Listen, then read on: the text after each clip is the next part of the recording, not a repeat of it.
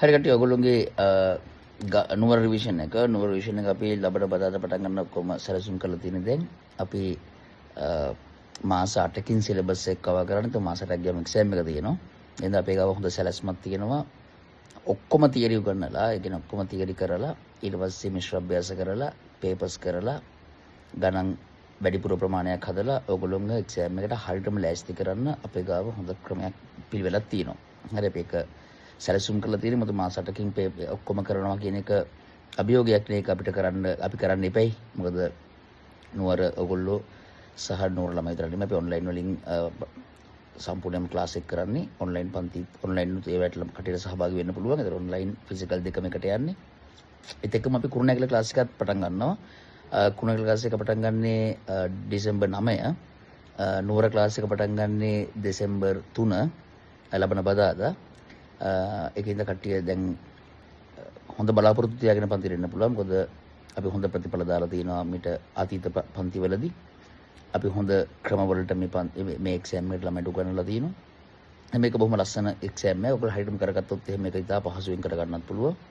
වෙලා තියෙන ඔයගොල්ලෝ හරි ගණිතය නිබරදිව ඉගෙන ගත්තේ නැති එක. නැත්නම් ඒක ඔයගොල්ලෝගේ අවුලක් නෙමෙයි. ඔයගොල්ලන්ට මේ සබ්ජෙක්ට් එක ආපු විදිය අවුලක් තියෙන්නේ. ඒකින්ද ඔයගොල්ලන්ට හොඳ ගමනක් යන්න පුළුවන්.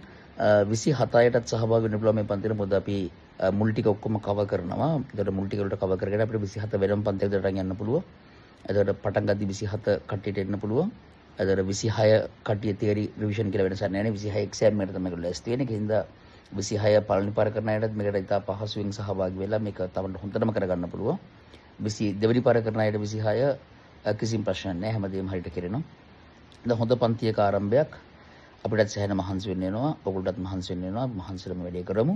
එහෙනම් නුවර කුරුණෑගල පන්ති පටන් ගන්නවා දෙසැම්බර් 3 වෙනිදායි දෙසැම්බර් 9 වෙනිදායි. දැන් අපි දැනටත් අපේ වෙබ්සයිට් එකේ manutsolangarachchi.lk කියන අපේ වෙබ්සයිට් එකේ ඔයගොල්ලන්ට දාලා තියෙනවා රෙජිස්ටර් වෙන්න. ඔන්ලයින් කට්ටිය අනිවාර්යයෙන් රෙජිස්ටර් වෙන්න.